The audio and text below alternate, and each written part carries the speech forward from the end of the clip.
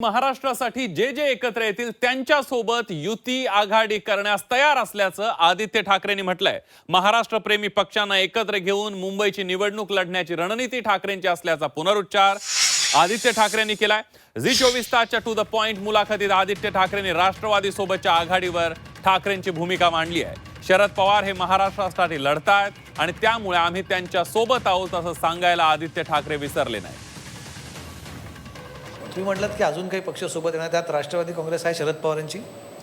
आता जसं पुढे पुढे तुम्ही बघाल कोण कोण येतं सोबत. पण तसा विचार आहे काही? बघा, काही त्यांच्याबरोबर काही बिनसलं तर नाहीच आहे. पवार साहेब हे नेहमीच आत्तापर्यंत आमच्या परिवारशी जोडलेले आहेतच. तर बघू. नाही, कारण कसं आहे, राष्ट्रवादी इथे तुमच्यासोबत असणार, पुण्यात अजित पवारांसोबत असणार, अजित पवार सरकारमध्ये भाजपसोबत असणार. तर हे जे एकात एक आहे ना, मग ह्याच्यातनं कुठेतरी लोकांनाही वाटतं की अरे मग सगळे एकात एक आहेत. आम्ही जनतेसोबत असू आणि मुळात एकच आहे की एकच महत्त्वाचं आहे की जे जे महाराष्ट्रासाठी एकत्र येतील ते सोबत येतील आमच्या. पण शरद पवारांच्या पक्षासोबत काही चर्चा सुरू आहे, बोलणी सुरू आहे. आता काही काही गोष्टी आपल्याला कळत राहतील पुढे.